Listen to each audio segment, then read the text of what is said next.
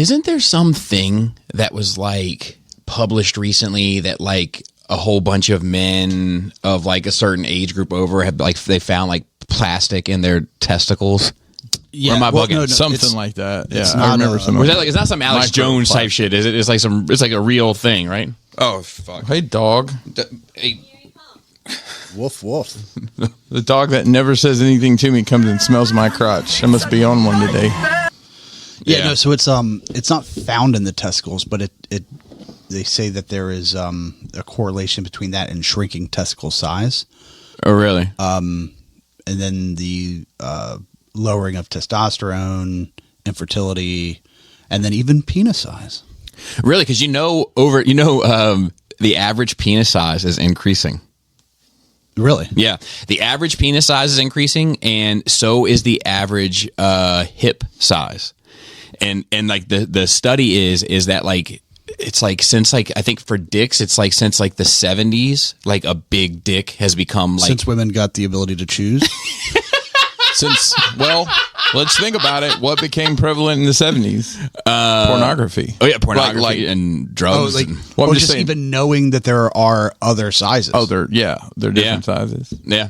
So like That's interesting. It has become like a thing, and then it has become like a trait that women seek. And same with men with bigger hips and ass size since about like the mid 80s to the 90s. So like genetically, we're evolving to just a bigger dick people. Kind of gross, but it's kind of a Western thing. Oh, so yeah. you know what I mean. So yeah, big swinging dicks of the West. You know what I mean?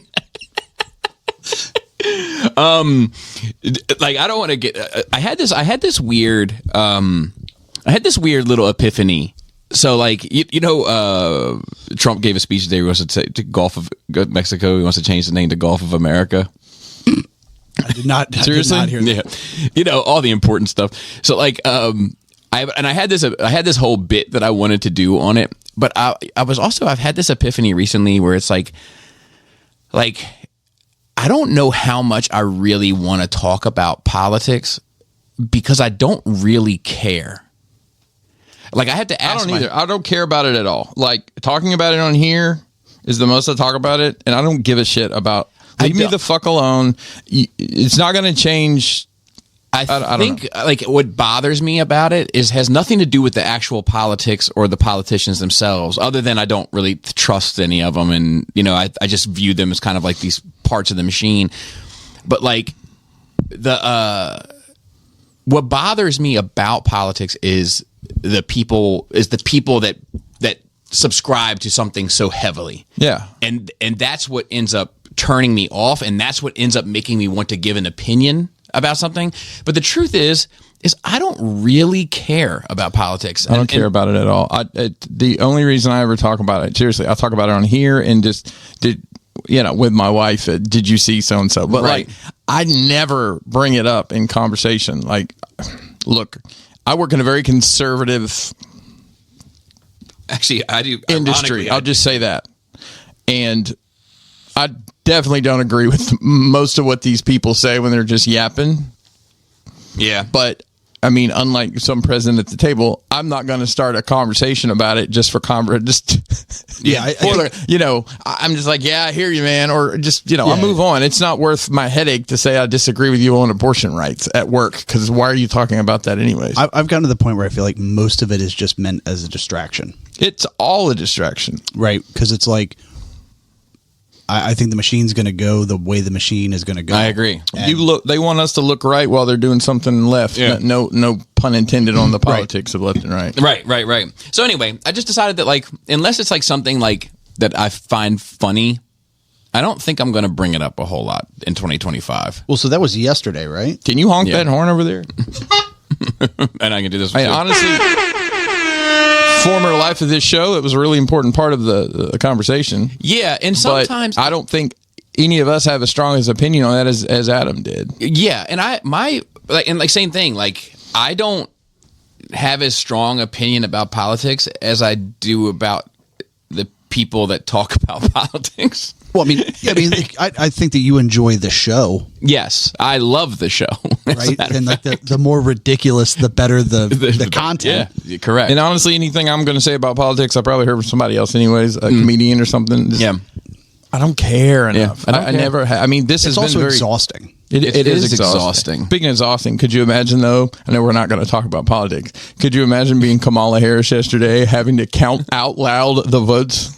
Oh God, of her own failure. But I think that think about that for a minute. I think that is great. I think that so I was thinking about it, right? And I'm funny about this word, and I don't throw this word around lightly, and I rarely use it in conjunction with myself. What word is this? Stand by. Oh. But I think the reason why I don't care is because I think I'm an artist. Not the word I thought. And I think that I think that this is the same reason why I get irritated by people kind of being into it, is because I think it's like a silly thing to be into. And I think that politics is a personality. And I think that sometimes I like to say things just to get a rise out of somebody. Get a rise out of somebody. I know that. That's what I was saying earlier. And that is good fun for me. Sure. But I find myself most of the time anything comes up like that, I'm in a situation where I'm like, it's not in a professional environment. I'm definitely not going to give horns to anybody about anything. You know, it's like, whatever. You're an idiot. I think you're an idiot, and that I'll keep that to myself and my coworkers. But or whatever. It's. Yeah. If you go back to the things women find the least attractive hobbies, politics is towards the top there. Yeah. They enjoy a good reader, though. Yeah. They do enjoy a good reader. God, that shit was so funny. Ladies. So you're saying if I go to the bookstore. I read something this week. Oh, man. Ladies. Really? Yeah. Erotic fiction. No. Sign me up. Have you read erotic fiction? I have, just as a joke, cracked open one of those romance novels, and her heaving chest. His throbbing member, manhood. His manhood was throbbing with anticipation as he reached behind. I know the vibes behind his cloak. I do like. I have read some of those forum things sometimes, like in my younger days, specifically when I was just looking for a good jerk. So, that would be. Now I'm talking online. But I the same type. Never of shit. thought it would happen to me.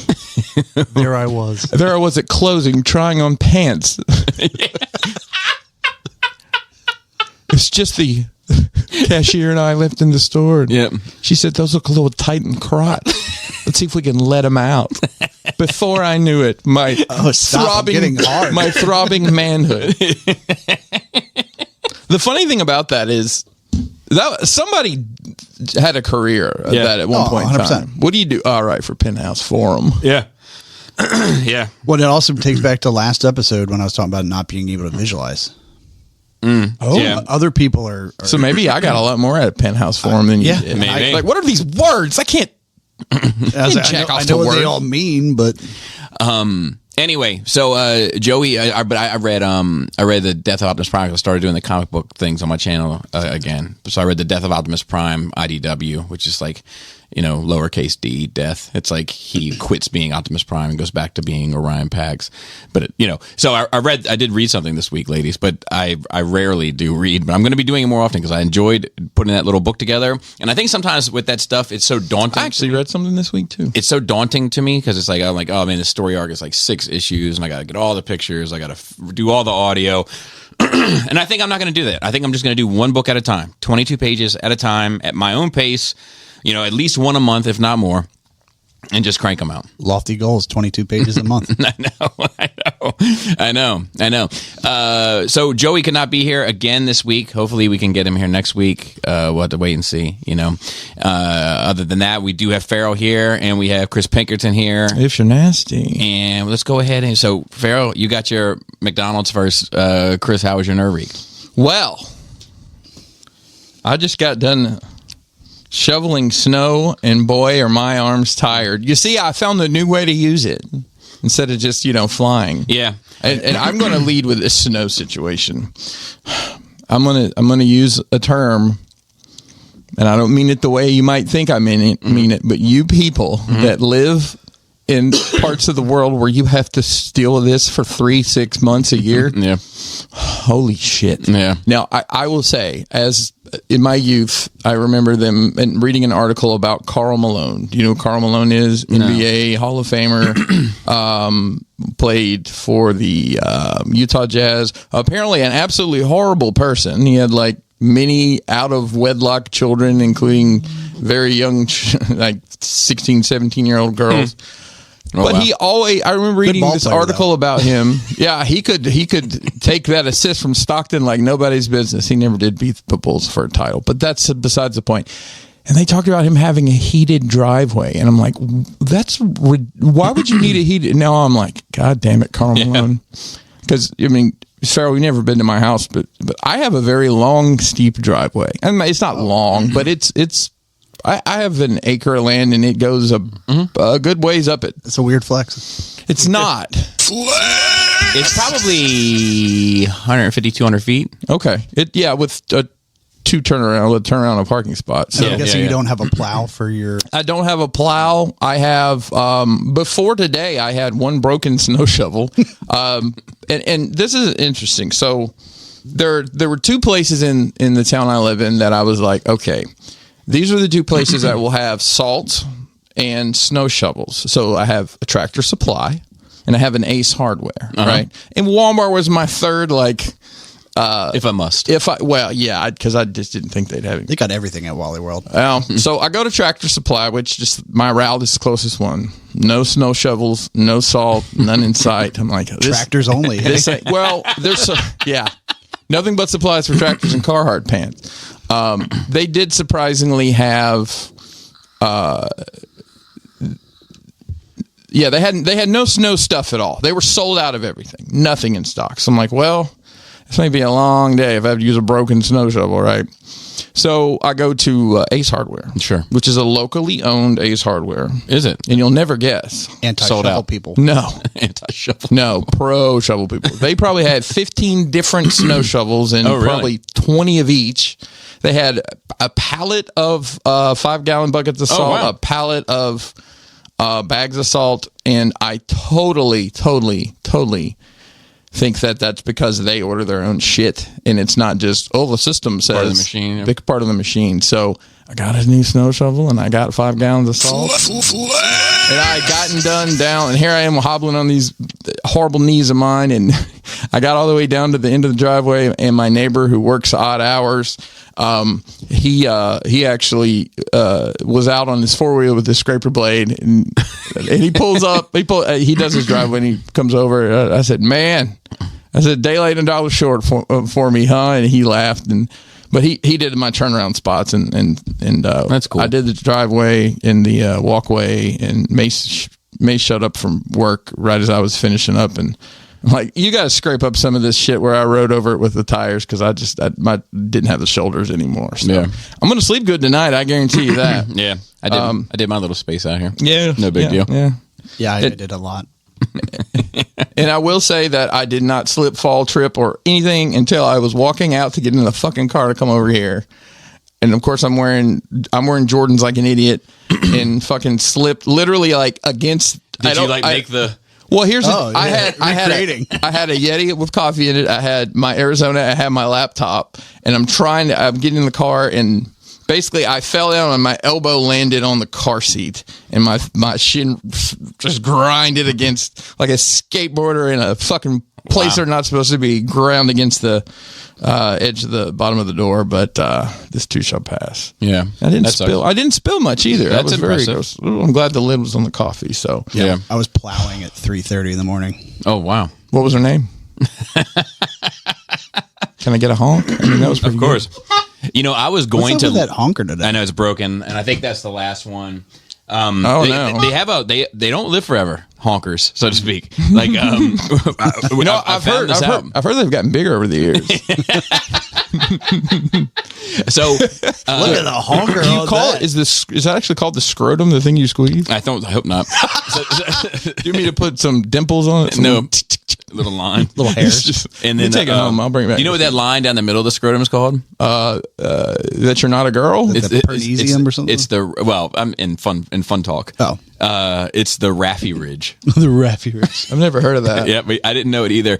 I used to call it this other thing, and then just as a joke, and then somebody's like, "What is it called?" And then started looking it up. Do you remember the first time as like a kid you found that on yourself? You're like, have I been what's happened? Dude, I was fascinated with the whole ensemble. I didn't have time to I didn't have time to I like how research you that a said little was. yeah, I'm kind of over it now. Every now and then I'll take a piss and I'll look at myself and I'll be like, damn, that's a 44-year-old dick right there. Every now and then I have that thought. Don't know why, but I'm glad you didn't have it like 2 years ago. and I think about like everything. Yeah. Like, whose dick are you holding? But I have thought like, man, all we've been through together, you know, like, but anyway, I had a whole bunch of jokes that I was going to lead with about unemployment, but I was afraid none of them would work. Oh man. Thank God that honker's broken. See, I don't have a joke today, unfortunately. I didn't put one together. So, Sad as honker. Sad honker. so last Nothing worse than a couple of sad honkers. You know what I mean? yeah, just hanging out limp together. Preach, brother. Yeah, just getting ready for the big show. Looking down like they're trying to see what time it is. Trying to find a fluffer. It's always important. I tell you guys, I've said this before. There's only one person that checks on me multiple times a day, and that's potential spam. I swear. Are y'all getting hammered with spam calls like constantly? Not so much. Yeah. My wife does. My wife does, but I don't. So I went on a trip to South Alabama this week. Oh, dude. Alabama! That's right. So it was Dulles to Mobile. I love Dulles. I will say out of the 3 potential airports I can fly out of, that is probably my least favorite. One is I don't know my way around it as well as I do Reagan and BWI, and 2, it is so fucking busy. Yeah. Like it's like I hate Reagan. JFK busy. Yeah. I really hate Reagan too, mainly because it's so hard to get to. The airport itself, I don't mind, but it's just, that traffic right there against the Potomac. They've been working on that road. I've been here for 7 years, and they've been working on that motherfucker the whole time. I think they've been working on it since they built it. Yeah, just like That sounds about 495. right. Yeah. That sounds about right. So I get everybody on the tube, and damn, I'll tell you, this is a regional jet. It's a Embraer RJ that I can stand up if I look straight down. Oh, okay. It was Tight quarters. It was bad. Like you have one seat and then 2 on the opposite. About 50 people on the plane. Anyways, get down there. We're going to visit my mother-in-law and my sister-in-law. Just keep everybody up to speed. My father-in-law ended his own life last year in this house that I'm going to be staying in.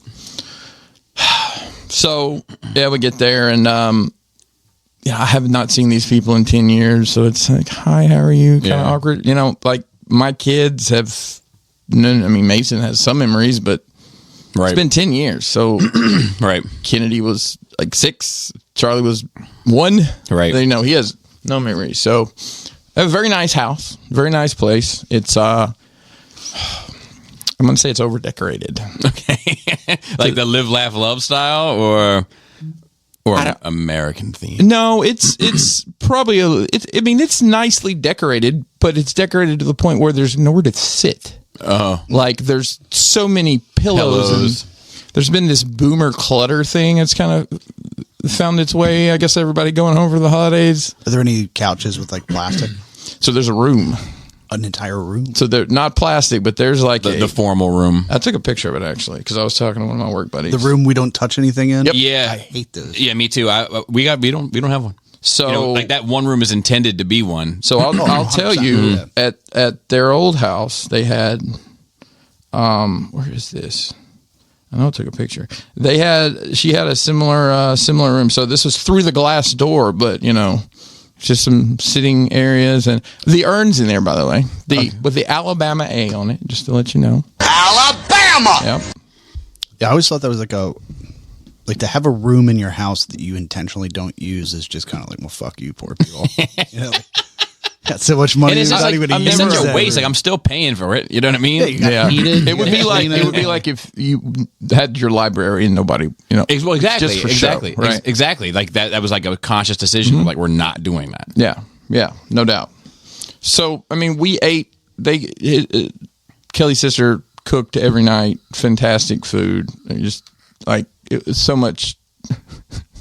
My wipe was greasy. I'll say it was so much more home cooking Southern food than I've had in a long time. And my body knew it, but and I didn't have a bidet, so I was real trouble. I forgot to bring my travel bidet. I was about to say you just got a travel bidet. I didn't bring it. I forgot in my rage. So my rage. So fitting show to be on. Yeah, so we went out to a thrift store one day, and like I got to touch water, so I touched all the body, the hopefully still called the Gulf of Mexico, along with both of the oceans. Not for much longer. Yeah, for now. Yeah. Enjoy it while you can. Fucking liberal.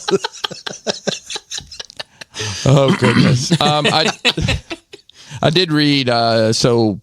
Gosh, I guess a year ago, 2 years and a half ago, there was a Kickstarter for an Expanse comic that kind of filled in the gap between the end of the show and where the next story goes after that.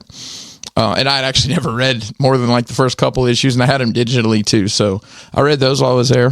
It was very good. I did find myself struggling on the plane to focus to read it. I couldn't like make myself focus on it. But like by myself at night, like in bed, I have a Microsoft thing, it's Surface, big tablet with a keyboard, whatever. But it's like big, you can read it, and it shows the whole page. And right. Like I've tried to read comics on my phone before. Oh god, Yes. you have to zoom in, and it's a nightmare. But it was a really good story. I enjoyed it. It kind of ties in what happens in the books after the series ends.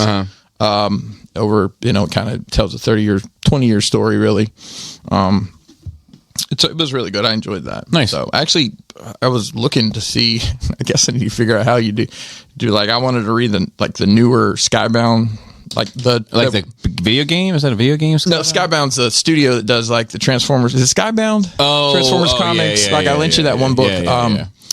But there's more, obviously, and they've done, the G.I. Joe, and I was looking for the files to read through this one program I downloaded. I couldn't find it, so I gave up. But and then another day we went to like the outlet mall, walked around, and guess what? It's like every other outdoor outlet mall in the world. Yeah. Nike, Adidas, Timberland. What's the Hey Dude?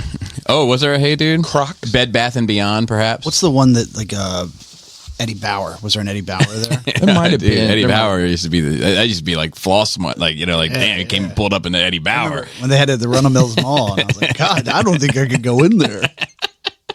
I will say they have the strangest cable television setup I've ever seen in my life. Real quick, remember Structure?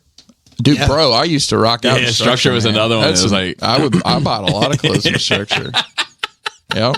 Anyway, sorry, go ahead. I think Structure was a sister company to like Victoria's Secret somehow. Oh, really? Yeah. Like at one point in time, one company owned like 12 or 15 different mall stores. I think that's still the same. Yeah. For the few Sad malls that I didn't there get into that mall store business earlier. I think it's pretty booming right now, right? Yeah, no. Yeah, no. I don't see how. Yeah, I don't see how any of them are open. So we watched some movies. We did too. These weren't movies that I wanted to watch. But this is let me back up. Okay. So one day we come down. One of these days we come down, and they cook breakfast every morning, and fed us like champs. But we're sitting around eating breakfast, and my mother-in-law has put the TV show Reba on. Oh, yeah, like the country singer? Reba! Yes. Such a great McIntyre? Reba McIntyre. That's correct. My sweetheart. She hangs in my... I have her picture hanging in my shop, actually. Do you? I was in Attorney of Dreams one day, and I guess part of a collection they bought was someone had taken their ticket stubs over as they got them, and would put that ticket stub with a picture of said artist. So I have a ticket stub from Reba McIntyre playing in 19-something, in a picture of Reba McEntire next to my Billy Ray Cyrus clock. There you go. His poor. They played Reba all day. Heart. This was on Christmas Day. They played Reba all day. 'Tis the season, I guess. Tis the area of the country to be playing Reba. So really the season. my favorite Reba McEntire moment ever is when Kenan Thompson did a skit about Reba McEntire on Saturday Night Live. I won't play it for you now, but it's worth watching. It's ridiculous. Basically, he finds a red wig in a dumpster, and then one of the other characters thinks he's really Reba McEntire. It's in Saturday Night Live, Andy Samberg style. He was one of the people in it. So. Have you seen the? There's an Instagram account that makes so it's a dude that's doing normal dude stuff. Whew, no way, right? And then whenever something happens, it cuts to him dressed as Reba McEntire. I have seen that guy, and he's always doing those faces. Dude, it's such a 2000s thing. Like the intro to that show, it's scenes of them talking, and then it cuts to her making all these poses, and I'm like, what is this shit? I love that one. And then the next, I'll send it to you. And then another day, Gunsmoke was on all day. I'm like, you know what? Whatever, it's fine. Yeah, maybe Marshall Dillon will teach me something about Miss Kitty. So. So one day we're sitting there and Kelly's sister says we should watch this movie called Bernie. It's got Jack Black in it. Okay. It's based on a true story. I think it came out in 2012. Basically he's like the nicest guy in town. He's also I don't remember if he's a funeral director. Yeah, he's like the funeral guy, mortician in town, and he's really nice to like the widows and everything. He brings them flowers after the fact, and kind of, long story short, he ends up killing somebody and hiding the body. But it's like there's all this funeral home shit in it, and I'm sitting there and like, oh fuck, bro. I know, right? So like, and Kelly's sister takes the powder. She's gone. I don't know where she comes back downstairs a few minutes later, and we're 20, 30 minutes in. She's like, oh, I thought I was just playing the trailer for you guys. I'm like, so I was talking to her later. I'm like, that was like super fucking weird, right? And she's like, what do you mean? And I said, the movie about funeral homes and death in general, and sitting there with your mom, and she's like, oh shit, I didn't even think about that. Yeah, that's crazy. Well, funny though. Like later that night, for some reason, crazy funny. Family Guy ends up on the TV, and it's something to do with the funeral homes. It's always that way, isn't it? Bro, like what the fuck? I think you just notice it. Maybe, but I like my way. But there's like mysticism to the universe. I will say, I will say that I think. I don't know that my mother-in-law has really embraced what's going on. Like she seemed so numb. Like you couldn't even have Is she medicated? I'm pretty sure she is, to the point where like Mason was just trying to have a conversation. She was just like yes and no answers to everything. Yeah, but she knows what happened, right? She knows what happened. She doesn't think that he went out for like a thing of milk or anything, right? But I don't know if she's just processing in her head. Like I guess that. I mean, I didn't mention anything of this. I was just like. Grief is a fucking weird thing. And there was this time where we went to the Outland Mall and yeah, you did. And Kelly and come out with any bags. Kelly, my daughter, I didn't get shit. Kelly, my daughter, went to look at some clothing place, and we just took a break and sat on a bench, and I was just sitting there next to my mother-in-law trying to make any kind of conversation. And I finally got her to have a little bit of a conversation, and here they walk up coming back. I'm like, okay. I was asking her, like, she retired. I'm like, how'd that go? And it went shitty, apparently. I'm like, oh, great. We watched, so I mentioned that I like sci-fi and whatnot. Yeah, you did. We watched this movie from 2018 called Time Trap. How was that, bad boy? This was, it was like so poorly acted. Like, I mean, and I don't mean this in any kind of way. The acting reminded me of like the acting in a Christian movie. Does that make sense? Yeah. Like horrible? Yeah. Not realistic. I mean, the premise of it was pretty cool. It's basically not believable. It was basically this cave, and an entire group of people have been lied to their entire yeah. Yeah. Kidding. Sorry. The premise is there's this somebody's gone missing and they go to try to find him. Long story short, there's this cave and the cave like somehow freezes time, but that you can see the sun going over. I'm like, oh, those are days. No, those were years. So they finally get out and there's like nothing left, and then some aliens come down, and I don't know. It was pretty out there. The other movie that we watched, which I quite enjoyed, it's Isle of Dogs. It's Wes Anderson. It's a stop motion.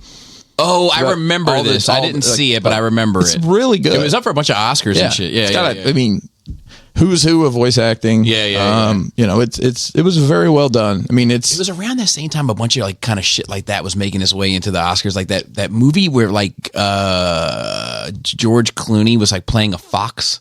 Oh, so a Fabulous Mr. Fox. That is another Wes Anderson film, same style. Yeah. I would like to see them do like a stop frame thing, but like with real people. So I don't know if it would be cost effective. Oh, do stop motion with people? Move your arm a little bit. Yep. Okay. Next frame. You'd have to have somebody come in and do it. Only if it was 60 have to have like a only puppeteer. 60 FPS. That's the only way. Yeah. Dude, what if? All right, your loved one is passed. Oh God. I know where you're going. Well, you said someone would have to control them. Yeah. And it wasn't that uncommon in, 100 years ago for people to, Joe Diffie said, prop me up by the jukebox when I die. and we can, I'm not saying I don't know, maybe have them wave. There's that drill rapper in DC. They like stood up in a mirror. He's like on stage for his funeral. Well, there you go. Some crazy stuff there. You would have to like finish the whole filming though before they decomposed. You got to. Yeah. You'd have to hustle. Yeah, I mean, I'm just saying you couldn't do like a 2-hour movie with them. No, it had to be a short. Depends on how good your puppeteer was. You on a live show? All right. Oh God. So travel back. This storm was looming. It didn't come till. I'm glad we flew back on Saturday. They do have Piggly Wigglies down there. I did not get a chance to go in because it's not Alabama. It's not that. It's actually they sell a variety of cheeses, and it's a bougie kind of. It's like a bougie Wiggly. Well, so I think what's happened is they've just used them as a name and a distributor for like the common goods, and then they're going out and buying higher end cheeses and wines and things like that. A Piggly Wiggly. Hey, I'd own a Piggly Wiggly in a heartbeat. So we came home. We ended up like we're in the tin can, same style tin can, on the way back. And I will say, like, to get on the plane, we had to go, like, we walked out on the tarmac and went up steps. When we got to Mobile, they had the tube or whatever it's called. Oh yeah, to like walk through. Yeah. So same thing. We get off in DC, and of course the plane's so little they have to check your carry-on. I could bring my backpack on, but I brought a suitcase too. Had to check it. And they had all of us, including women and children, like babies, standing out in the fucking cold waiting on them to unload. Did you have to like go put it in the plane yourself? Damn near. Like, I could have. Open the belly compartment, like, all right, put your shit up there. Yeah. Damn, it was like a Greyhound, right? So get the bags, get the car. We had a little bit of like, I don't know. I was done with it and just like, I just drove. Just like very aggravated about the whole situation. But anyways, got home, got situated. So, huge amount of wrestling. So a lot of big things happened in wrestling over the past week.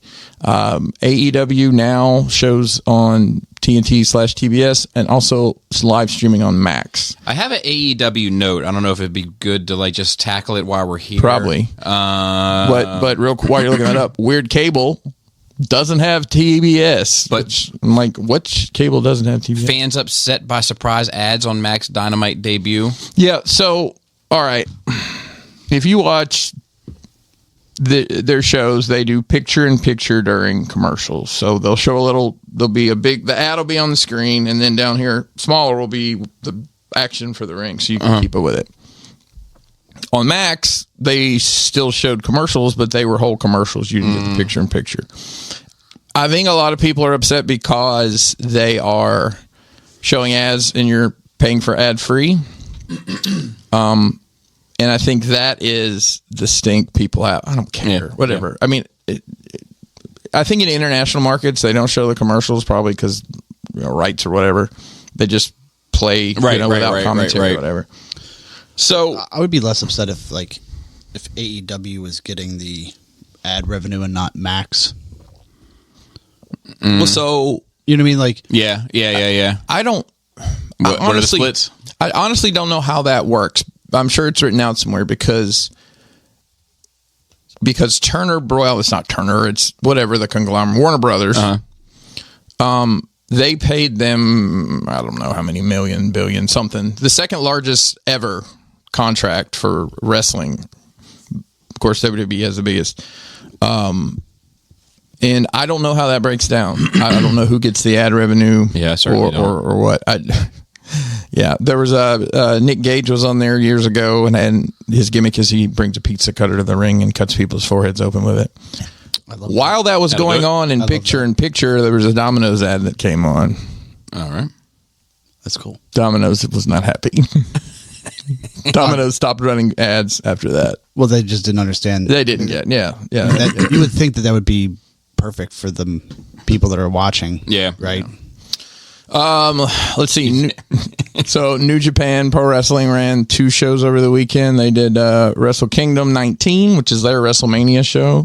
I actually just kind of breezed through that. I didn't order it because these come on overnight, and that started at like 3 a.m. I'm like, I'm not. The second was supposed to be like more of a crossover show between 4 different promotions. I did order that. I started watching it and I crapped out and watched it the next day. But match of the show for me was Kenny Omega versus Gabe Kidd, the guy who has the drill rapper music. Okay. That I told you was going to be a big fucking deal. Yep. He's becoming a big fucking deal. Like he is the man for that promotion now. Nice. Yeah. So phenomenal match. First time Kenny Omega's wrestled in over a year. He has diverticulitis and had to have surgery. It's a gum disease. Gingivitis. No. Diverticulitis is where you form pockets in your stomach and seeds and things like that get caught on them and they really fuck you up. Yeah. But it looks like he's through that. He looked like $1 million fucking bucks. Did his same crazy shit that he always does. The guy's both bled buckets. Survivor. Yeah. So and then last night, so we're recording on Tuesday, was the Netflix debut of WWE. Yes. Big deal. It was a big deal. It was, well, if you have Netflix, you can still watch it because it's available whenever you want to watch it. Maybe I'll watch it tonight then. There you go. Spoilers for you here. Of course, you have the internet. So The Rock, Rock the Dwayne Johnson, Bobby's favorite actor. Just an endless jar of talent. He lowercase a. He comes out to start the show and kind of set some things up. I think 35 minutes into it, we had our first wrestling. Oh. So several other people. John Cena was on there. John Cena's last year wrestling is this year. I don't know how anybody's going to see it, but... I thought that had already come. Oh, no. I'm going to come. He announced that 2025 was his last year wrestling. So he comes out and cuts a promo and enters the Royal Rumble, which the Royal Rumble is coming up soon, end of the month. A couple interesting things. They did show commercials, and it seemed like the first, that 35 minutes I talked about, they didn't show any ads, but then they started pumping the ads. Also of interest, WWE historically has not had any sponsorships on the ring mat.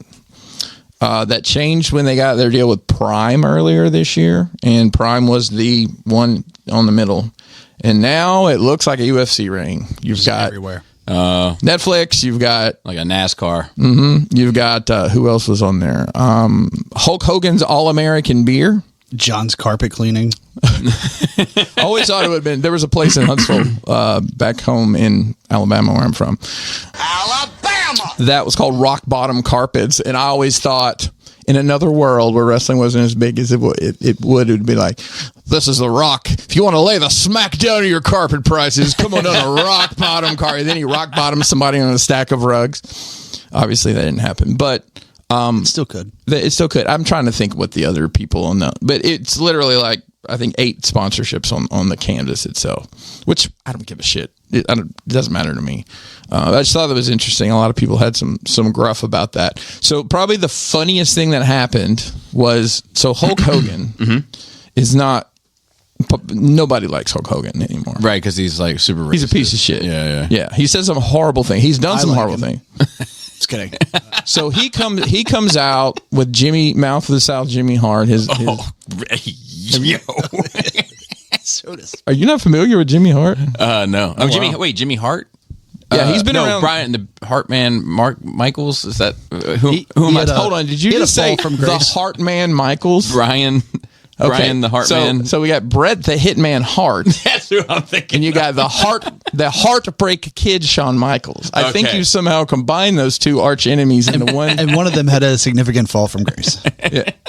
Well, his brother had a very significant fall from grace. Oh, am I thinking of the brother? Yeah, Owen's the one who fell from the rafters years ago. God damn it. I almost had it like a right on the money reference. Yeah, fuck. So Hogan comes out to cut his little promo about selling his beer and talk about this Netflix, and I have never heard something. It was so out of touch. It's like, I understand he's sponsoring this beer, but nobody wants to hear him cut a baby face. You know, my best partner over the years, brother, is all you fans. And the clip's gone viral. I'm surprised y'all didn't see it. He gets booed so hard. Oh, wow. And it's just like, do they not know? Like, have him be a bad guy. I'm going to hit somebody with a chair and then... Right. Well, he was originally a bad guy, right? Well, so he was the yes, we're talking about like early 80s. He was a bad guy. Yeah. If you ever want to see something real interesting, if you like wrestling, look up Hulk Hogan in Japan. He can fucking wrestle. Well, I watched the Hulk Hogan, the documentary or whatever. Okay. There was one, right? It's been about 15 of them. No, like recently in the last year. Probably A&E maybe. I don't know. Yeah. Or maybe it was the Vince McMahon. Well, it was Vince McMahon. Where they went into, sponsored by the NAACP, I believe. I don't think that's right. No, I can't remember. Well, yeah. So he was a bad guy, and you know he went back and forth. He was working for WWF, for Vince Senior, and the opportunity to film Rocky 2 came up, and Vince McMahon Senior said, "If you go do this, you're done with wrestling. Nobody will want to work with you anymore." So he goes and does the movie. Well, and then Vince Jr. is taking over the Vince that we know. Mm-hmm. He's like, come on back. We're going to make you into a superstar. Rocky 2 was on TV yesterday, and I watched that scene with Hulk Hogan. Oh, really? Mm-hmm. So, you know, he comes back and becomes the all, Real American, all that stuff, has that great run that kind of gets old, fizzled out. He goes to WCW because they were going to allow him to make those great shows like Thunder in Paradise. You remember that? No. It was around the Baywatch days. Yep. Remember when Baywatch got real popular, there was a lot of other kind of copycat syndicated Makes sense. nonsense shows that would come VIP with Pamela Anderson and stuff like that. It was in that pocket. They had a boat. It was kind of like Kit, but it was a boat. Oh, really? It was awful. It doesn't sound bad. They had wrestlers on there all the time. Hulk Hogan on it, so. Thunder in Paradise. So he turns into the NWO. He turns heel finally. That famous, and then it becomes the NWO with the great black beard. My buddy Mario, God bless his dead, was like a huge wrestling fan, and he would always like talk about NWO. He loved the NWO. Oh yeah, loved for life. So that he bounces around after that, and good guy, bad guy. But he's just his outside the ring stuff has just gotten to where nobody wants that. He has a beat shop. If you want Hogan, go get Hogan there. Nobody wants to see him on TV anymore. Yeah. So, I guess that's really about it. That's a fair amount, though. Cliff notes of the trip. So. Farrell, what about you, sir? Well, so a little from last episode. Yeah. The physicist who couldn't remember that did Interstellar was Kip Thorne. Ah, that name sounds familiar. Yeah, so the third... Shout out to Kip Duran.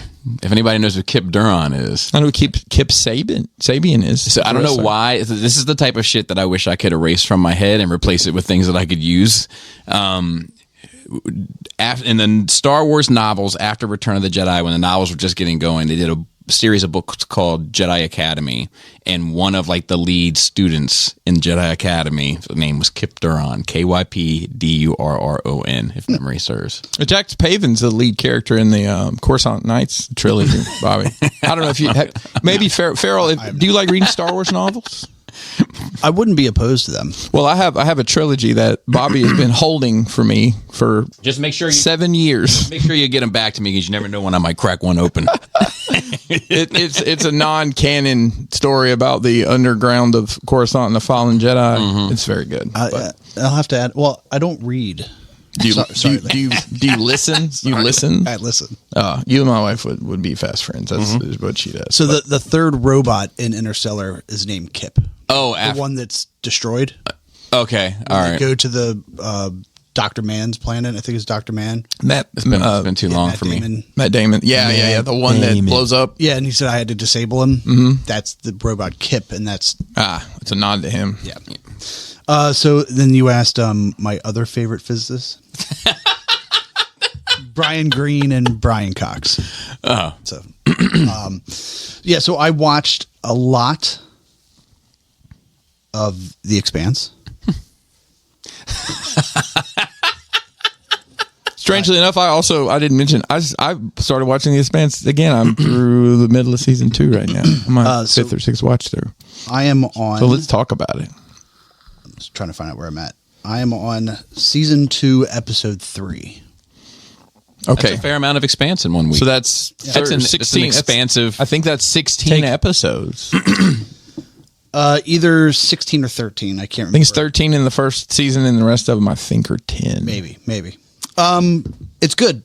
It's good. I like it. There's the only thing I wish that was different was that there was more character development before story development. Mm-hmm. You know, because we're kind of like learning about people on the fly, and it's like the thing that they're doing is big enough that it's kind of like, why are we learning? Expansive enough? Well, like. I'm just kidding. You don't have Yeah, no, but not expansive enough. It's like it's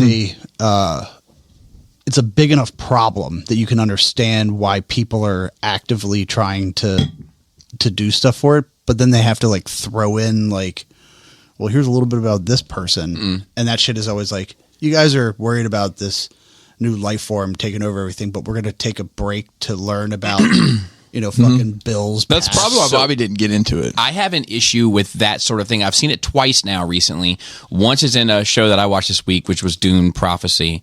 And then there was another show that I watched. God damn it. That's a weird name for a show. No. I can't remember what it was. It was last year was good. Kind of like in the nerd realm of things. But like on like the 4th episode, Penguin. Okay. Like the 4th episode or whatever, they go back and do this flashback episode of all that. Like it's becoming a common thing. They do a flashback episode of this Dune series also.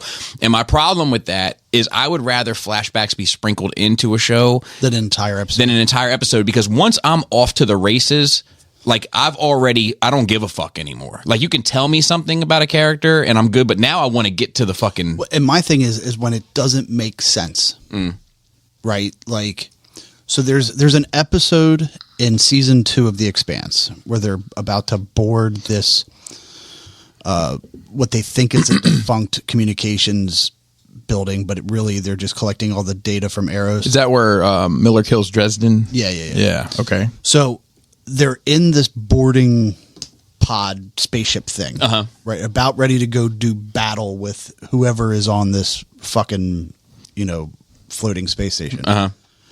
And they have like a 5-minute conversation between 2 characters where they're yelling over each other. Miller and Diogo, yeah. Yeah. And I'm going, if I were on that as a third party, I'd be like, can the 2 of you shut the fuck up? Like sit next to each other. You know what I mean? Like, it's Right. Weird stuff like that where it doesn't make any sense. Yeah, I can see that. All the third party characters just kind of like melt into the walls, and we're supposed to believe that like nothing else is fucking happening. Right. Like, just writing like that irks me because it's not real. I get it. So yeah, you said you're through episode 3, or like 75% of the way through episode 3, according to I'm just seeing what happens. Okay, gotcha. Yeah. So, well, I will tell you. So, from a character development standpoint, I mean, like, you find out through the series, like, you find out a lot about everybody. Yeah, and that's cool. It just when it doesn't feel natural is where I'm like, because I get into the show. Yeah, and then it's like, now I got to pause so we can learn about, fucking Tina's, second cousin that fucking did whatever, and I'm like, okay, cool. But yeah, so it's good. Excited to finish it. I'm excited to talk to you about it over the next couple. Well, maybe I don't know, week or so. I like I said, I'm watching it again too, and I'm probably about where you were at. I might be a couple episodes ahead of you. Yeah, so I missed all of yesterday. My ability to watch because I was plowing snow. Fine. But normally at work, that's her name too, Snow. There you go. That's Snow Bunny. Licky boom boom down. But yeah, so normally at work I can, multitask, have my phone on and watch whatever. So, so what else did I watch? I watched Righteous Gemstones. Oh, so good. But I've been watching it not because I want to, it's just because that's what's on in certain rooms. Oh, okay. So I've gotten I don't know. I'm like in season 3 and understand 7% of what's happened peripherally. Yeah. Yeah. It's that show's a treat. Yeah. It's really good. A lot more dicks than I was expecting. And it might only be the one episode, but there's a lot of dick in that episode. Yeah. I know. I think I remember the one you're talking about. I don't think you can forget it. It's like a shocking amount of dick. Yeah. Is it like in that scene in Any Given Sunday when Cameron Diaz comes in the locker room and one of the linebackers has his dick hanging halfway down to his knees? It's like 10 minutes of a naked man fighting, and they're not trying to not show the dick. So there's... Yeah. All right, so if you like naked fight scenes, there's a movie... It's pretty old, but it's called Eastern Promises. It's about Russian gangsters. It has Viggo Mortensen in it, and there's a butt naked fight scene that is fan-fucking-tastic. Wow. Dicks notwithstanding. Yeah, so I do want to go back and watch Righteous Gemstones. It's good. Fucking solid. Naked fight scene. Do you grab junk? Well, do you grab junk if you're fighting? So, if I have to. Okay. Yeah. I'm a scratch, claw, bite. Like what if it's a fight? Okay. There's no cheating in fighting. Yeah. If it's an actual fight. If it's an actual fight, it's on. It's on. Yeah. So I talked about the physicists. Your favorites. My favorites. Dicks. Who are some of your favorites? Physicists, dicks. I had no. Oh, so I sent this thing to Bobby. Oh yeah. So I sent this thing to Bobby, and it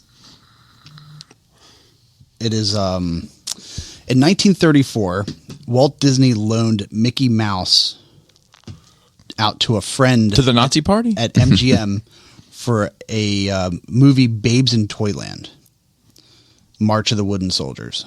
Okay, and I'm going to show you this video. Okay, it's fucked. It's fucked. It's fucking crazy. So it's like a guy in a cat suit, and then there's like this Mickey Mouse suit that is obviously has a sentient life in it. It's a monkey. Turns out it's a monkey in a Mickey Mouse suit. It is fucking terrifying. And it's terrifying. And the cat is no fucking walk in the park either. I know we can't. The audio. Is there music accompanying this? Oh, yeah. That's even worse. Yeah. No, I don't like that. Yeah, so Bobby's response to that is, "That's fucked." So what do you think the public's appetite is for having Mickey Mouse as a birthday party guest, but you really just have a pet monkey that you dress up? Oh my god. Well, the thing is like, when it's like laying down and shit and like clapping and it looks like it's not okay. It looks like a broken toy. Yeah. Well, it's kind of like if you put booties on a cat. Yeah. Except it's confused as like its own existence. Yes. Now. Yes. Yeah. It's fucked up. It's fucked up. Yeah. I mean, I wish there was some. If you follow me on Instagram, hit me up if you want to look at this thing, and I'll fucking forward it over to you. Yeah. I wish there was like. You could just put it on the Nerd Rage stories. That's true. Oh, should I? That's true. Can I do that? Can I send interesting things to the Nerd Rage? Well, just like because I don't switch back and forth as much as I should, but just send it to me and then I'll send it to Nerd Rage. Because I find some gems, some real gems. But yeah, I think that's about it. Other than I have a plowing for 16 hours. That sounds like fun. Hey. Yeah, yo, what a stud! Blue Chew. So I have a metric ton of content that I consumed this week. Wow! How do you weigh that? Well, so usually in shitty material, but actually this week it's not really all that bad. That's like a 90% in Bobby's. Yeah. So, all right. So we're going to get some of the low points out of the way. I finished Joker 2. You made it through. The musical? I made it through the musical. So this is the notes. My memory is awful. My short-term memory is awful because I'm storing Kip Duron in my head. Right. So I have written on here, not as bad as everyone says, not good enough, and certainly not good enough to be a musical. It's more so a movie that no one wants to see. I don't. You agree with me that it was bad? Yes, but I had only watched 30 minutes of it, like when the first musical song number So it broke gets out. better. So it's just not that it gets better. It's just that when it's over and I'm equating what is this, right? Where do I score this? I probably scored a 6 out of 10. So for normal people, that's a 7.5. Well, so my scale doesn't always work necessarily because people fucking hate this movie. But I think that this movie is purposefully trying to say fuck you to the fans. Like, Interesting. Yeah, I think it's a statement piece on the people that love the first one. And they're saying, fuck you, you are a miserable human being. That's interesting. Yeah. But Well, is that more along the same lines of like you're not because we talked about this before, where there's certain aspects of the Joker that people celebrate that that you're not supposed to. really supposed to. Yeah. And like I understand why people kind of do. It's that like counterculture. Yeah, and there's like, and it's Fuck the system especially that part, right? Yeah. The Joaquin Joker of all Jokers is the fuck the system Joker, right? Like he's the voice of the downtrodden, the voice of the stepped over and stepped on and fighting. And why do you think that is? Why? Because I mean, other than they wrote it that way, or what do you mean? Well, I mean, so they wrote it that way, but why do you think people can connect with that? I think because a lot of people, I think, everybody's the victim in their own story, right? Like nobody's the villain in their own story. like people really liked what's his name's Joker? Heath Ledger. Heath Ledger. Yeah. Right. But I don't think they connected in the way that they Correct. did. It's not the same. It's I know it's not the same. Yeah, but yeah, no. I know. But I think that people connect with Heath Ledger's Joker because that was more true to the yes and no. I think it's the fact that he's the first terrifying Joker that we ever saw. Oh, as opposed to like a clownish. Yeah. And Caesar Romero, right? yeah, Jack Nicholson. And Jack Nicholson. There were some terrifying parts to him, but there is. But didn't that's the play thing. out that way. I don't know if I would say that he's terrifying, but he's also not a joke. Right, like Caesar Romero is more of a joke. Right, he's trying to pull pranks on. Right. Like Jack Nicholson wasn't terrifying, but he also, he would shoot you in your face. Right. But like the Heath Ledger Joker is fucking terrifying because the one thing that he kind of really embodies right about the comic book character is one of the things that makes the comic book character so fucking fascinating is that he's completely unpredictable. Right. Yeah. So he, like Adam and I used to say this back in the day, but like the thing about him is he might come up to you and give you $100 bill because your shoes are untied, and he thinks that that's just a great way to live your life. So he gives you $100 bill, but then he might walk right across the street and shoot you in your face for your shoes being untied. Shoes, yeah. Like that's what makes him such a fucking terrifying force. And I looking at it, the way the characters were portrayed. Jack Nicholson's character was a gangster that turned into the Joker. Yeah. And we saw that. We know what happens. The Heath Ledger Joker, we don't really all accounts, was a terrorist. Yeah. But you don't really know what his previous life is. You don't know anything about, all you do is like, you want to hear about how I got these scars. You get But that's why I liked that version. No, it's great. Because the mystery. There was no backstory. Yeah. Like, there doesn't have to be. There doesn't have to be. And you don't. This one, he's a real person. Mm-hmm. That turns into the Joker by being a victim. Well, but even regardless of how he got there, but to show the Joker's humanity first means that he's still human at the end, regardless of how that yeah, I think that's fair. So a lot of people can, and I think a lot of people can see like how if you get pushed in a certain direction, that at some point you can be that. But that was not the point of the Joker to me. The point of the Joker to me was like, they just are that chaos and anarchy. Like there is no, you can't get to the Heath Ledger in my mind. You can't get a person to that point. Yeah. Right. Because at some point they would have to lose everything that is what the rest of us have. What, you know what I mean? So I think that it's the same reason why people resonate with Michael Douglas and Falling Down. Like, it's like, because it tells them that they're not a terrible person for being being the terrible person that they are. right. It's like, oh no, I just got pushed to this point, and that justifies my behavior. When really, and everybody has been like, I think everybody has been bullied at some point, you know, and felt powerless. Well, it doesn't have to be bullied. I mean, it could be just, bad luck. Yes, like, but I think tons of bad luck. Like, yes, it rains, it pours. Yes. But I think specifically though that people have felt bullied, like, and I think that, like, I don't know, I can't speak for anybody else, but like for me, there's times in my life where I will replay events that took place 30 years ago. I do it all the time. You know, that somebody got over on me and I wish I would have played my hand differently. Yep. You know, and I imagine that most people carry that deck of cards in their pocket, and when they see something like this, there's something almost like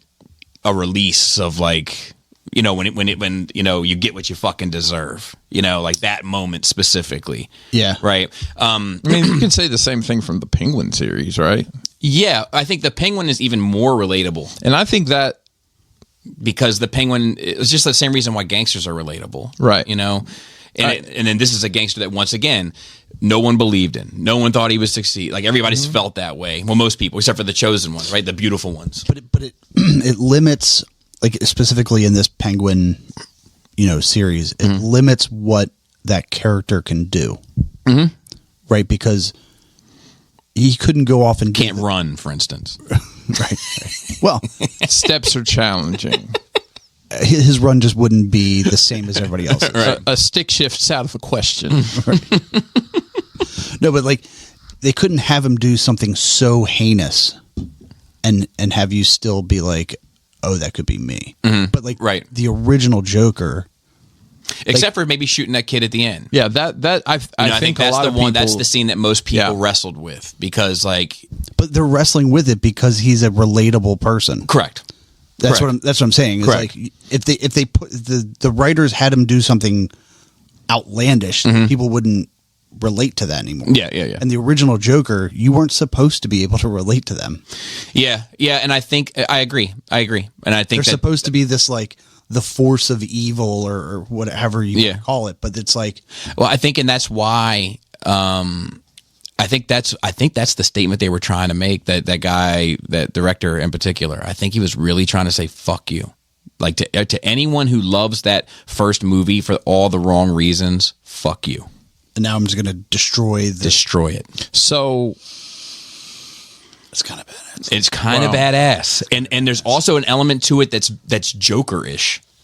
Like, it's a meta thing. Right. You know, now don't get me wrong. Yeah, now don't get me wrong. It's not a good movie. It's not. What's a 6 out of 10? Yeah, but it's not. I don't, like, I've seen worse. I've seen worse movies, and like, it's really. I think you take away all the meta shit and the shit that I think he's trying to say, which I'm just projecting onto it, and you just, to me, it's just not a movie that anyone wants to see, right? If I like, hey Jim, got a movie deal for you, babe. Hollywood, bright lights. You know what I mean? Got a big deal for you. It's a courtroom drama starring the Joker. So how many musical numbers are there? I couldn't tell you. I mean, it's a lot? It's a lot. It's probably 8 to 10. God, I don't know if I can get through that. I couldn't get through one. But he does have, and I forget the line. I wish I had written it down. He does have a real Joker moment in it that I loved, where, like, this is not the moment. I'm making this moment up, but the moment would be at this moment's family reunion. If it, you know what I mean?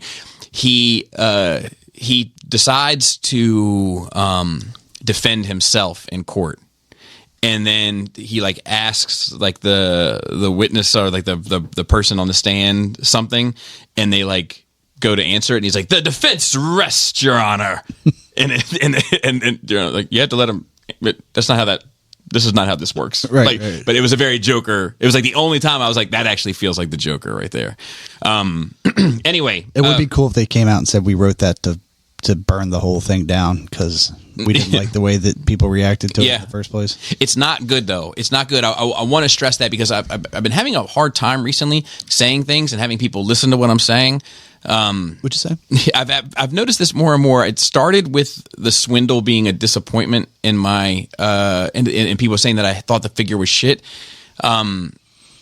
And I've just noticed it more and more in recent weeks of content that I've made and people just completely misunderstanding what I'm saying. And I don't know if it's a me problem or a them problem, but I want to be clear. It's not a good movie. But it's not as bad as it's not as bad as everybody's saying. I had that exact thing happen at work. I sent out some information. I said, here's information A. I will send information B after A has been reviewed. I got a reply. When will we get information B? I did my best. I just copied what I'd put and put it back in the email. Try to be polite. So do you remember, I don't know if it was last week or the week before, I said I have this random note and I can't make sense of what it means, but I'm going to keep it in my notes just in case. And the quote was, I think there's a favorite, period, the cripple, period, oh my God, period. Okay. And I was like, what the fuck was this about? It just dawned on me. Do you have a favorite cripple? So when we were watching Christmas movies, we were watching A Christmas Carol. And my kids are always joking about there being a favorite kid in my house. Like sometimes Jana's my favorite.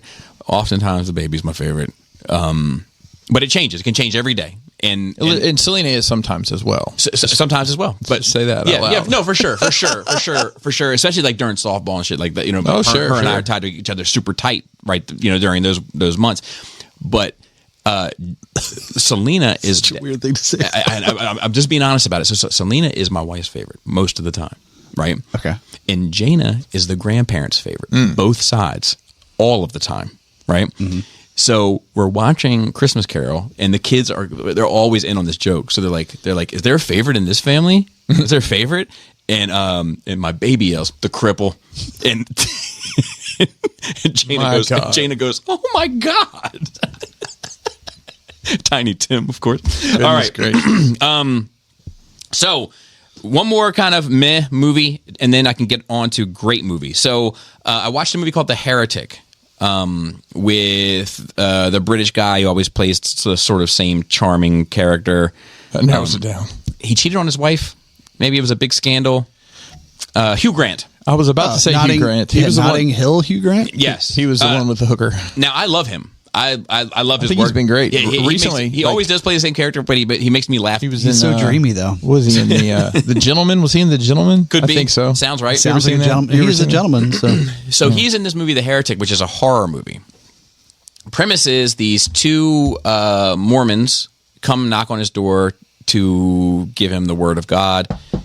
There it is. He has them into his home and plays the same type of Hugh Grant charming character, but you start to notice he's a little bit off, and before you know it, the girls are basically kidnapped. And then this kind it's two females? Yes, I should have said that. And which I've never seen, by the way. No, I've never seen they would look so weird in that uniform. Yeah. But anyway, they end up being basically kidnapped, and it turns into a horror movie. Anyway, it's similar to The Substance to me, where the first two acts, super strong. I was into it. Third act, I feel like threw it all away. They didn't know how to close it. I don't recommend it. It's fine. Okay, so then now off to good movies. So I watched the Superman doc on Christopher Reeve. It's on Max. It is incredible. Probably about as perfect as one could be. Ironic. But it is very sad. Very, very, very sad. Why is it sad? Because of the way his life ends? I mean, in the accident and all that? Well, he died? But not just the ending. You might even say like the third act. It's a sad state of affairs, but good and a very good film. So kudos to them. I watched Saturday Night, the movie based on the launch of Saturday Night Live. Okay. I heard that was good. Astounding. It's fucking astounding. I gave it a 9.8 out of 10. Holy shit. Where did it lose points? So I'm going to tell you. But let me tell you, I wrote down my notes, right? Original story. I'm on the edge of my seat most of the movie. And where's this located to watch? I don't know. Peacock? Prime? Probably is it on Prime? Okay. I think Prime. Definitely not Netflix. But we may have got it actually through something on Prime. No, I don't know. The reason I said Peacock is because it's an NBC thing. And I can't remember. I don't have Peacock, but I don't know. Maybe we got a free Peacock, so to speak. Hey! Anyway. Good deal. Edge of my seat. I said so unique, well acted, a true tribute to the show. I got emotional at certain parts of it, like just I didn't live through that era, but Saturday Night Live is definitely a part of my life, as it was most people who grew up in the 80s. I took off points, just two sub points, because I didn't like the end credits. Okay, almost got there, guys. You were right there. So the end credits basically they just show the actor like that played the role of Billy Crystal or whatever, and like it's like a freeze frame moment, like he's like and it's free frame, and it's in black and white, but like his clothes would be in color, and it said like the actor's name. And I feel like it was a perfect time to put like the image of Billy Crystal from Saturday Night Live next to this guy that played Billy Crystal, and have that little payoff moment for each one of them. Yeah. And that would have been perfect. Might have been a clearance thing. Yeah, it could have been. Could have been like, well, we can get 7 of the 10, and so a whole 0.2 of a point. Yep. Just 2/10 though. I mean, if you think about it, 2/10. I mean, because it is not only is I don't think it was the best way to do the end credits. It would have been the emotional like at the end. Yeah. see that. So I watched a whole TV show. Wow. From beginning to end. One episode. So a season. A season. Mm-hmm. Okay. 6 episodes. 6-episode season. Dune Prophecy. Okay. It's on my list. Fucking great. Okay. It's fucking great. Good. I give it an 8.5 out of 10. Is this the second one that's on Max? No, this is a series. It's the first one. It's the first show. Oh, the first show. It's the first show, third installment. So this happens before the events of the first movie? Yes, 10,000 years. 10,000. Is this the one with the weird women? So Yes. it's all about the sisters, witches or yes. sisters. I think or I've whatever. watched 3. It's fucking great, dude. I love it. And Do they go to Dathomir? basically, Yeah. plenty. But it's good. It's very good. Well acted, well written. The ending is the only thing that like I was like, oof. Just because like they kind of introduced this whole new thing, and I need more information, so I need season 2. So but it did its job. yes, but I can't decide if I think it's corny, like, or cool. Yeah. But hey, maybe I'll know in a couple years. See, that's the fucking problem. Yeah. But let's see. You're gonna have to remember all that shit for a couple of years. I won't. There's a I won't. recap video. Yeah. Sure. Okay, so then last movie I watched, not for the first time, I watched 7 with Jaina. Oh, what's in the box? What's in the box? In the fucking box. Love that show. What a movie. She knew nothing of the ending. No, she knew nothing of it. I mean, all she knew. She didn't know. She didn't know. She didn't know. All she knew is that it had a 9 Inch Nails record in the opening credits, because I had talked to her about it. Like, such a good. It's like a remix of Closer. It's such a well done thing. But anyway, she loved it. And like when it happens, you know what I mean? Like when the crescendo happens, she was like, "It's gonna be and he's gonna," just to see her Did she mind love get it, blown, kind of like a madman reading Guns and Ammo, masturbating in his own feces. And she's been quoting lines from it, like wanting people to listen. You can't just tap them on the shoulder anymore.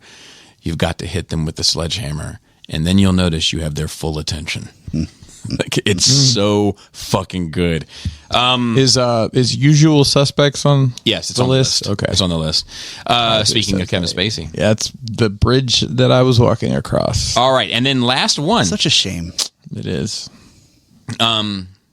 It's a shame that he's getting but you know what? forcibly removed from his Baltimore property since he won't leave.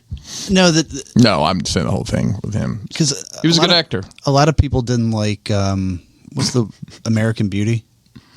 It's great. And I love that movie. It's great. That movie's fucking great. Beautiful thing you've ever seen. Yeah. I love that movie. My favorite film. My favorite line from that movie is and I just relate to it with my kids. How was your day, sweetie? It's fine. Just fine. No, Dad. It was amazing. It's my favorite line from it. I think that I have complicated feelings on Kevin Spacey because he had a type. Like they're all like, if you watch that like documentary, Drugged? No, mostly no. Yep. All military dudes, military jack dudes. Yeah, he had a type. For sure. And you didn't fit into that category. he was always trying to get them into, Hollywood, into the big show, babe. And I just, when I watch the documentary, and I don't want to like, everybody's trauma, and I get it, and I don't want to make light of anyone's trauma, but every single one of these dudes could beat the shit out of Kevin Spacey if they wanted to. Right. So like when you hear them talk about like being pressured and like, I'm like, oh, come on, dude. Like, and I'm not saying that it's not true, but I am saying that I bet you this person told a different story in the fucking barracks. Mm-hmm. Yeah. And it's also like, if you really want to get into showbiz and the avenue is sucking Kevin Spacey's dick and you really want to get in. Yeah. Hey man, it's that or the baby oil party. What do you want? How famous do you want to be? And he had like, there was this one line in particular that was fucked up that this dude said happened. I mean, not fucked up in like what a victim way, but just fucked up into like, damn, Kev. Come on, man. But it was like, I'm fucking it up, but it was something like, that's what it was. I remembered it. So, guy comes over, Kevin is in a robe and basically like pours the dude a drink as he comes in, like gives him the drink, and then like I think opens up the robe and he's like, here we go. And the military dude is like, I'm straight, man. I'm straight. And my man Kev said, even better. Wow. Even better.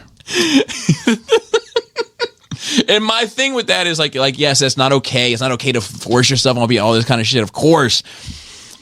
But I don't think that military dude didn't ever feel like he could have left or beat the shit out of Kevin Spacey and then left. Was he coming to his house to like give him some, guns and ammo pointers, or was he there to like? No, he was there. I think he was there to go over the script. Big script. Got the couch out. Gotcha. Yeah. So the only thing left on my list is we got some snow.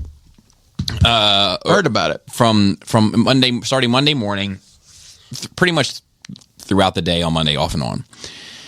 And I come downstairs. Good vibes when I came downstairs. Good vibes. Were you off work? I was off work. Coffee brewing, right? Fireplace going. Something was on the TV, quiet, like everybody's in PJs, blankets all over the place. It was good vibes. I was here for it. I sit down. I start to do my puzzles, enjoy my cup of coffee. I'm in PJs. It's awesome. I'm sitting next to the fire. My toes are all like doing this number, And all of a sudden I hear, and I was like, huh. I looked over at Laura, and Laura was like, that didn't sound good. And I was like, Go back to my puzzles. Selena gets up and is like, I'm pretty sure a snowplow just ran into our fence. And I was like, no. Maybe. And I stood up and I was like, oh yeah, definitely did. So this snowplow, like it was going up this back hill in the alley, lost it, started sliding back, hit my fence, took out, like it's not terrible, but took out a couple spots on it, and then hit the neighbor's car. So I go out there, You're like, fuck their car. What about my fence? I go out there and I'm like, the guy's obviously upset, and I'm like, what's going on, man? He's like, I always go down this hill, or I never go down this hill. I always come up this hill because it's a fucked up hill and this time it got me going up it, and I was like, well, it sucks. And he was like, we'll take care of it. And I was like, I know, I'm not worried about it. Get everything sorted, we'll go from there. But it better be done by dinner. Right. Yeah. So then the neighbor, But the sun goes down at 4:30, buddy. So then then get busy. the neighbor comes outside. And then before I know it, my wife's phone is getting text from the neighbor. Cops are showing up. Like, it's becoming a whole production. To a point where I just laid low, and later on in the night, this guy came up and was like, he was in the fucking thing next to my window, and he like shined his flashlight in my window, and I was like, all right, I'm coming. Weird way to say hello. But so I go outside, and he's like, look, man, somebody's going to come by tomorrow, check it out. And I was like, yep, no worries. I take you at your word. And I was like, real quick, I just want you to know, I don't know what you know. I don't know what you don't know. I just want you to know, nobody from this house would ever call the police or anything like that. And he was like, oh yeah, I know when y'all. And I was like, okay, cool. And then went inside. Anyway, guy came out today, started looking at the fence, like they're gonna take care of it. Like I take people at their word, unless it was like something crazy. Like if it was like if it didn't look like a proper toad, like a proper plow, and it like They'd hired Jimbo to scrape the right, like everything read right. So I was like, whatever, man, it just sucks. It better be my fence than my car. Because that's like a whole headache. Oh, geez, the inconvenience. Yeah, it's the inconvenience of it all. Especially when like they call and say the car's ready, but it's not really ready. Right, exactly. Yeah. Shout out to Joey. We'll go ahead and take it now. We'll bring you the wheels tomorrow. Yeah. And then we have a little bit of notes. Golden Globe winners. I was going to run down some of these and see if if any of this meant anything to anybody. Best television drama was Shogun. Yeah, I've heard a lot of great things about. I've been wanting to watch that forever and just haven't gotten to it. Best television series, music or comedy, Hacks on HBO. I haven't watched that. Won a bunch of stuff last year too. Best television limited series was Baby Reindeer, which won a bunch of shit somewhere else recently too. Best performance by an actor was the gentleman from Shogun. There you go. What's his name? Best performance by an actress in a television series was a young lady in Shogun. Very good. Very what good. was her name? Thanks, young lady. Best performance by an actor in a television series was the Martin Short. No, Jeremy Allen White in The Bear. Well, that makes sense. That's a very highly coveted show. Yeah, but they say, I heard this new season has let a lot of people down. Oh, best performance by an actress in a television series, Jean Smart in Hacks. Why are you naming these but not the Shogun people? Because I just don't want to sound like it. I don't want to offend anyone, honestly. Well, the actor in particular, I don't know his name either, but you definitely recognize him.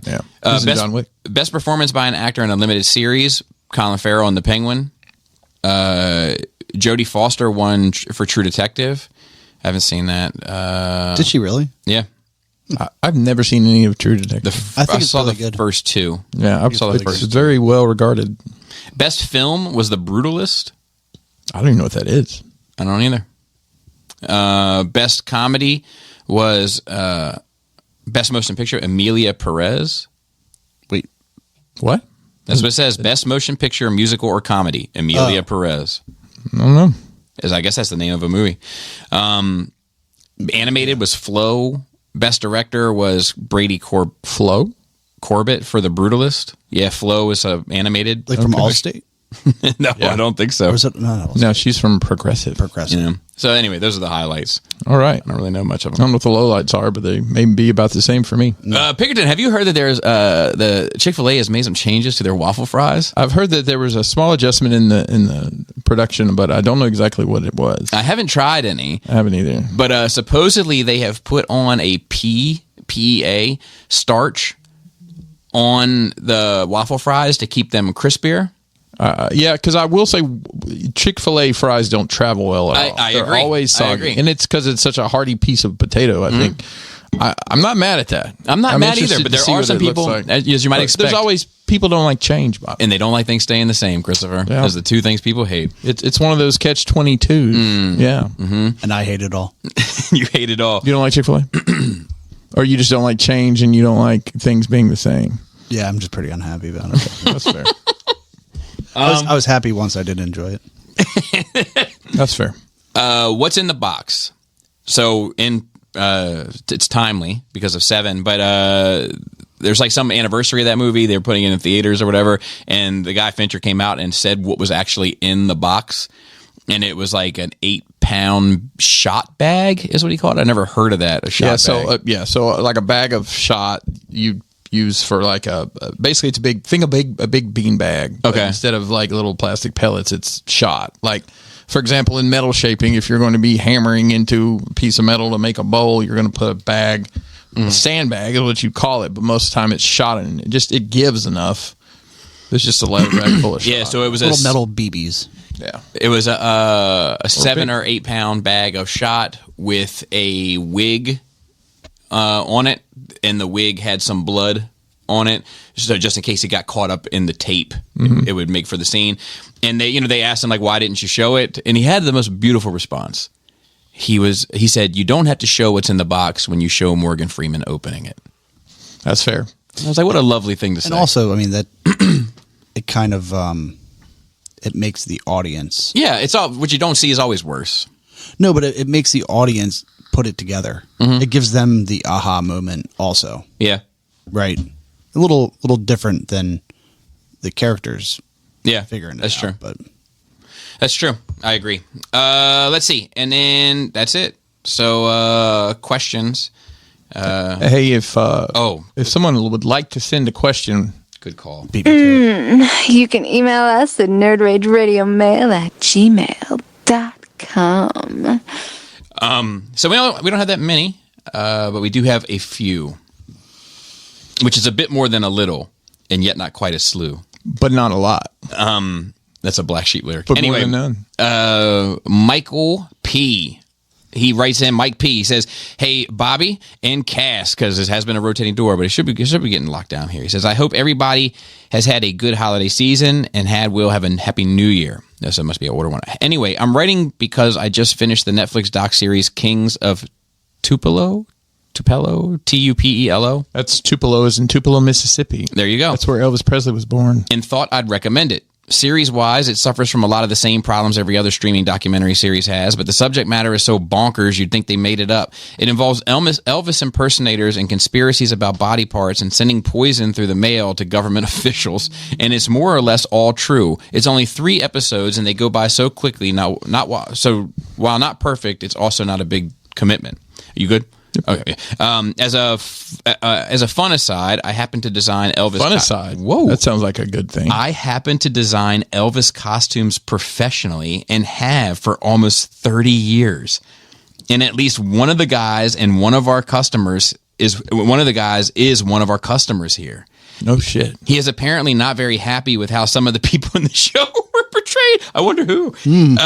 But having just watched it and knowing the world of Elvis tribute artists as I do, I'd love to know, and maybe I'll ask him exactly what was inaccurate about the portrayal of the characters involved. Because Elvis people, God bless them, can be strange. You don't say. I could tell you stories. Mike P., I am down to record something with you off air, as it were, of just stories. And put it out on Patreon. Almost like you know a guy. Yeah, exactly. Hit me up, Mike P. I'd love to sit in on that one. Yeah. Holy shit. But I have not seen it. I've not even heard of it. I don't have Netflix, unfortunately, Farrell, so I can't watch it. But if I do get the opportunity, I can share my login with you. There you go. Maybe I will. So this is from Thomas J. He says, "Happy New Year's, Ragers. Question for Bobby: how do you feel about the deluxe Hot Toys Darth Vader from the Obi-Wan series with the damaged helmet and armor?" So I haven't looked at it. I'll be honest with you. I haven't looked at it all that closely because I don't care about that show. And so when I saw it was another Vader, and then I saw it was from that show, I sort of just scrolled quickly beyond it.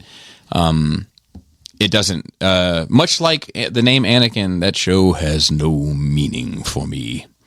Fair enough. And Joe, I don't know if you've seen the new Prime 1 quarter scale Final Fantasy statues. If you have, what are your thoughts? I believe he pre-ordered them. He dropped a pre-owned Nissan Altima's worth of pre-orders on there. I think that's a fact. Yeah. It's a good car. And then another one from Tom. That was a hood rat car. Another one from Thomas.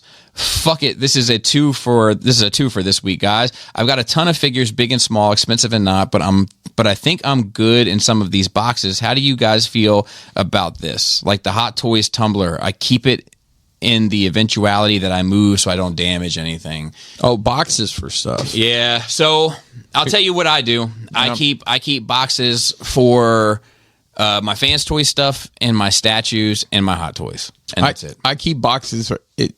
If I bought or could buy it at retail, I don't keep the box. Mm-hmm. But pretty much if it's like anything that came in a collector's edition box, like Mezco's, I have all those. Like Mythic Legions, I don't keep the boxes. Hot Toys, I have all those. Yeah, I really need to. And I've got boxes for shit I've sold loose just because I didn't feel like finding the box. And somewhere in storage, there's a tote full of boxes that I'm gonna have to go through eventually. Yeah, I annexed mine several years ago. Went to the dump. Listening to Rammstein with truckloads of empty boxes in my. Do you break them down before you store them? No, because most of them have an insert that, like a Mezco figure comes with 152 hands, 22 guns, 7 heads. Yeah. I normally display it the way I want it and leave the rest of it in the box. 7 heads and each one's a simpleton. That's it. That's a Flight of Dragons quote. There's that. Of course it is. You ever seen Flight of Dragons, Ferrum? No. Oh, it's great, dude. It's like this. It's this cartoon from the '80s about Peter Dickinson, who's a man of science. And and then there's this fantasy world where like dragons and wizards and elves and all that shit exist. Oh my! It's not a fantasy. And their world is dying because man is ceasing to believe in magic. So they go to our realm to get a man of science to bring him into the land of magic to learn how to save it. I think that's the plot of the Barbie movie. I'm serious. Generically speaking, that's the Barbie movie. It's also, I don't want to always be hating on religion. Yeah. Yeah. Oh, yeah. Yeah. Yeah. So let me transition that this at the end, the climax is Peter Dickinson facing off against Omadon, the evil red wizard, and Omadon is doing this spell. And his body is basically, it's kind of horrifying. His lower body turns into like half of a dragon body. And then out of his back erupt all of these dragon heads. There's like all these dragon heads with necks that like explode out of his back. So it's his head sitting on his shoulders, and then it's kind of overshadowed by all these dragon heads that are on top of it now. And it's a lot of mouths to feed. Yes. So when he's talking to Peter Dickinson and he's saying how like Peter Dickinson's trying to explain science to him, and why he doesn't believe and why he's not afraid of him and all this other shit. And Omadon is like Peter Dickinson, for instance, like Omadon's like, I'll bring the sun to destroy the planet, like something like. And Peter Dickinson's like, the sun's not even where you think it is. The sun's where it was 7 minutes ago. It takes so much time for light to travel through. Blah, blah, blah. And he's like, and then Omadon's like gets all frustrated, and it's James Earl Jones that voices him, and he's like, the sun is the sun. I know where it is. and, anyway. When he says this shit and he's trying to compete against the man of science, at one point Peter Dickinson goes, 7 heads and each one's a simpleton. And that's why I keep all my Mezco's accessories in the boxes. And that's the sort of thing I can't get out of my mind to make room for more useful things. The fact that you have that entire scene still memorized. Dude, I've watched that movie so many. I loved it. It was like, and it's one of those things where it's like, it was never like insanely popular. They put out one for boys and one for girls. Now how many versions would there be? Yeah, who the hell knows? But there, and the boys one was called Flight of Dragons, and the girls one was called The Last Unicorn. And they kind of both have these like cultish type fans that just they captured with a group of children, but it never took off. Like, it was of its time. It's never like Care Bears. It's competing against fucking Star Wars and Transformers and stuff that's like much bigger impact. As history would have it. So anyway, yeah, we're gonna close up shop a little early today. We got a bit of a late start, but we ran through the show and there's nothing really else to report. And it's snowy conditions here, so we want to make sure that everybody gets home safely.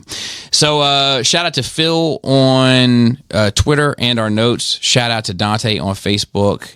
And with that, Moist thighs. Tasty taint. tight dick player. Joey, hope to see you next week.